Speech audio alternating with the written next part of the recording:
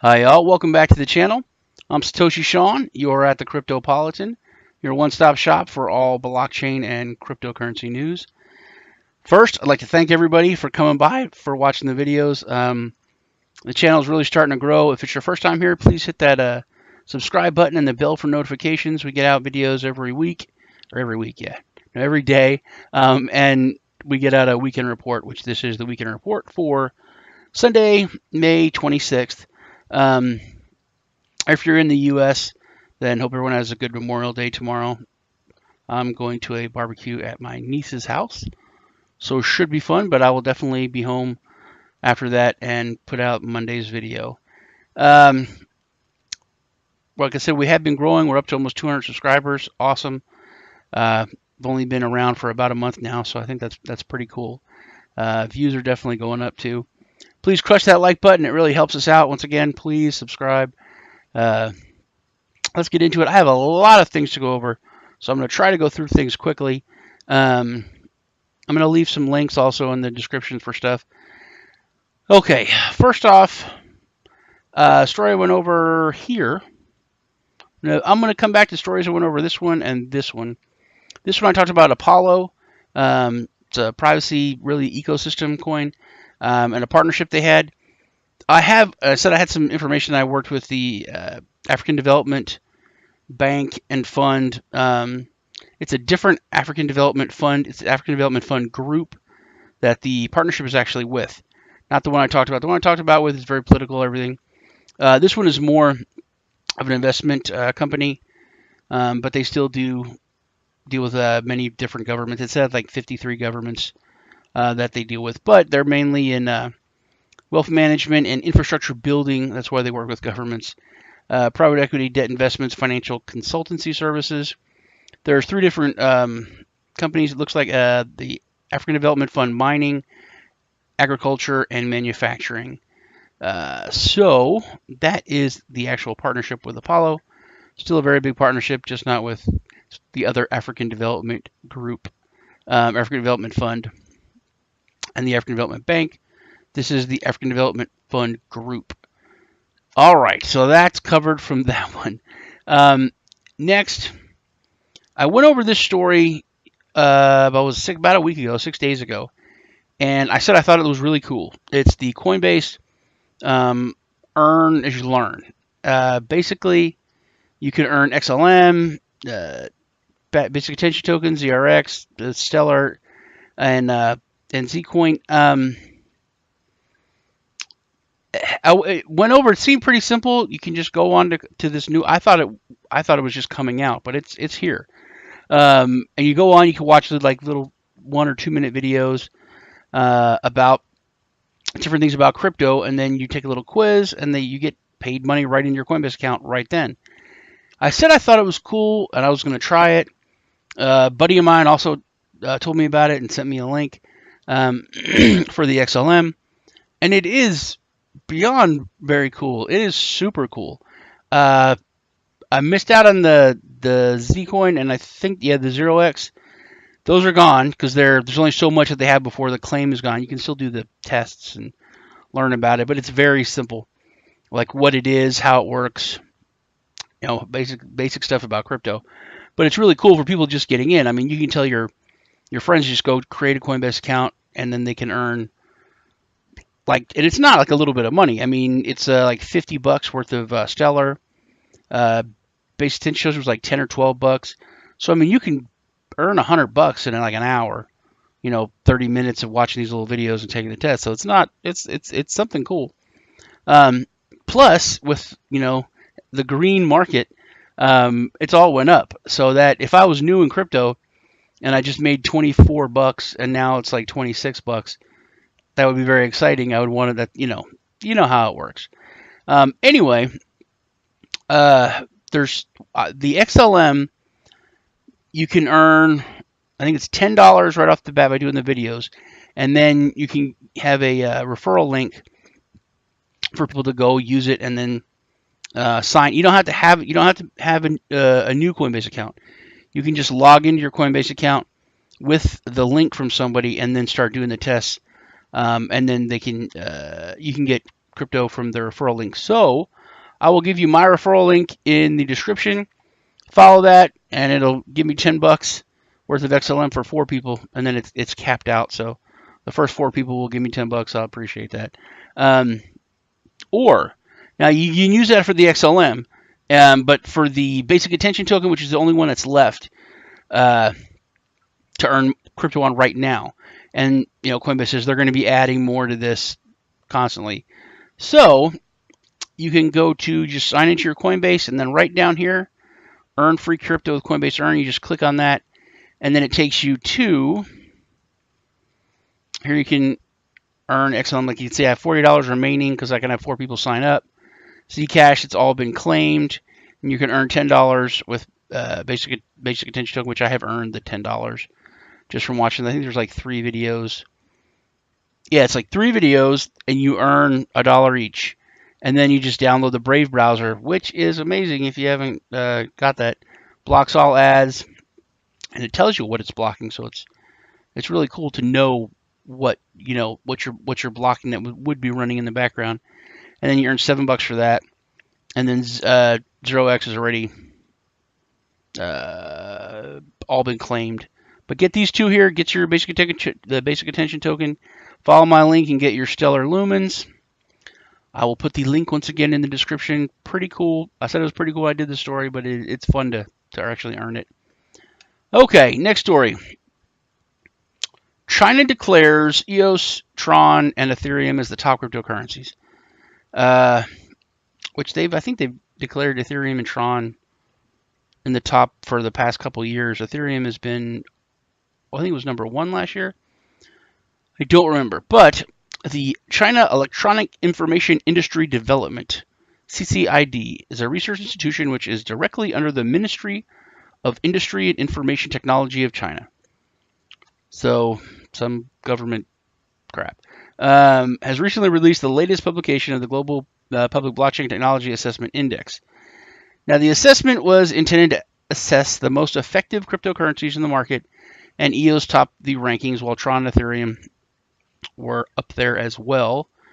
Now, according to this test, the blockchain technology assessment has 3 factors, which is the basic technology, creativity, and then applicability. I had to practice that word before I did this. It was really tripping me up. All right, now EOS scored 103.7 radio station in my local area in basic technology, which is pretty much understandable. It's very new. It's a new kind of technology. 20 in applicability. That one's kind of up in the air. And 24 in creativity, which is, I think, a little high when it comes to EOS, thereby making it the most effective digital currency. Now, Tron got a 95 on technology, which is high for the haters of Tron because I don't think it's that technically advanced. A score of 24.3 on applicability, which is below EOS, which is like Tron's main thing. And creativity, 24 higher. Right? Yeah. Wait, 24 in the... Really? No, they scored higher in applicability and a little bit lower in creativity, which is surprising because Tron has so many freaking dApps. The third ranked digital currency is Ethereum, which the technology was not that high for the basic tech. The creativity score was way higher than everyone else, which there's so much stuff built on Ethereum, you would have to give it to it. The main thing I thought was interesting about the story, which they actually hit at the end of it, is that astonishingly, they asked us this, was that Bitcoin, the largest digital currency in the crypto market, did not even feature in the top 10. But so you have to take the whole test with it, or the whole publication with a grain of salt because of that. But I think one of the main reasons is because it's not. I mean, Bitcoin is the granddaddy. It's tried and true. There is not a ton of stuff being built on it, but it does have a lot of technology, a lot of things that are in the works, but they're all kind of in the works. They're not quite as bad as Cardano in the works, where it's always in the works. but it is as far as the creativity of it and the applicability when compared to those guys, I can kind of see where it would be lower than some of them, but not in the top 10. Okay, now speaking of more Bitcoin, this is a story that kind of goes along with that. It's just the simplicity and the sophistication of Bitcoin. The chief strategy officer at CoinShares reportedly claimed that notwithstanding the hindrances that Bitcoin has faced in the beginning, its continual development indicates that it's simple, yet advanced technological innovation is irreplaceable. So it's not going anywhere, which during consensus, a lot of, and especially this talks about during the ICO boom, how there was so much talk about, Bitcoin started it all, but this coin's going to come and this coin's going to take over and this coin's going to take over. I really don't ever think that's going to happen. Or if it does, it will be so far down the road that it won't matter. To me, anyway.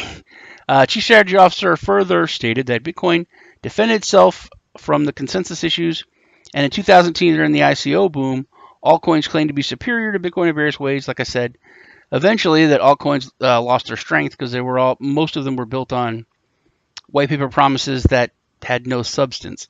The altcoins they were just pump and dump schemes that had no product, no development. So, Bitcoin came along as an idea and a product, whereas the huge, bull run and ICO boom was just ideas and white papers. It wasn't real substance or product yet. And he reiterated that Bitcoin is the cryptocurrency which is irreplaceable because it's simple and elegant technological innovation. Now, it's taken 10 years.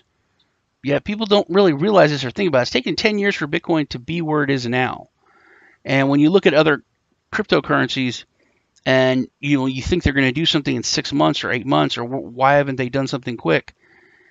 It's taken Bitcoin 10 years to be where it is, and 10 years is not that long when it comes to an asset class or to innovation or to anything. About Bitcoin, whereas now Bitcoin scalability issue, stated that Lightning Network, of course, Taproot implementations, and Schnorr signatures were all future upgrades that would ensure Bitcoin would scale. It's more private now, it's more secure now, and she believes that although the network value is essential, it shouldn't be the central point for the community, and it's up to the community to make sure that it's a success. I thought it was a cool story, went along well with the, especially after this one. Okay, next we're going to go over AssetStream, which I've talked about AssetStream before. There's been a couple stories. They've actually been a supporter of the channel. I did a full review on AssetStream over on my my YouTube channel, Satoshi Sean. That's me. So that's me. But I'll leave a link to the original review of it. The reason we'll go over it is because they're launching, and the story is why they picked the Stellar Network, which, the Stellar Network is set up to be kind of a better Ripple, I think, personally, my opinion, and more of a decentralized product than Ripple is. But anyway, why they picked Stellar, because it's Stellar kind of perfected the FBA, faster speeds of transactions. The consensus uses a different form of trust, where the Stellar blockchain, it's like certain banks or financial places will pick other specific, like a group of computers that they verify with, and then those, but they don't. It's not the entire network, but it's a group of them, and then that group picks other groups, who picks other groups. So it eventually encompasses the entire chain, but it's faster because it doesn't have to go through everything. It just goes through their own small network, which is connected to the other networks. So you're getting the same effect at a much faster rate. But anyway, that's one of the reasons why they picked it. AssetStream launches, though, today, I believe, which is it's a microfinance for lending. You can go read my review. I've also did a story, if you look back on Cryptopolitan. I'm going to be taking advantage of it and doing some microfinances and loaning out some crypto to help some people and to make some money, honestly. All right. Next, this is kind of a big story. I've talked about Russia and the whole situation there when it comes to what's going on with their government and with crypto and with banking. I think that my personal opinion, I think that there's a kind of a battle going on between the government, especially with Putin,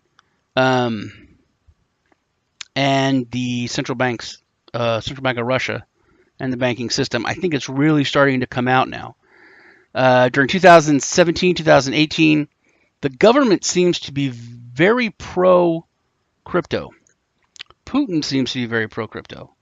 And Putin, he doesn't really... he doesn't play well with others when they don't want to play the way he wants to play. And he doesn't hide it. But when it comes to central banks, all governments bow. So I think that's why it's taken so long. Now, according to the RIA, the Russian news agency, the Central Bank of Russia might be making an allowance for a gold-pegged cryptocurrency. On the other hand, the National Bank claims that cybernetic currency, that hurt my ears, man. Cybernetic currency will not act as an alternative for the Russian ruble. So you're really starting to see the push and pull between the government structure and the banking system. Answering to a question from a politician, the head of the Russian National Bank stated that the bank would reflect the House's suggestion of crypto tangled with gold or supported by gold for the reciprocated settlement. However, he emphasized the need for developing settlements in national currencies, of course, because they want to maintain control. Now, according to previous reports, the Russian parliament, they came out and said that they wanted to make aims of legalizing cryptocurrency industry and working on regulation back in the Q3 of 2018. They were, of course, thwarted by the banking system.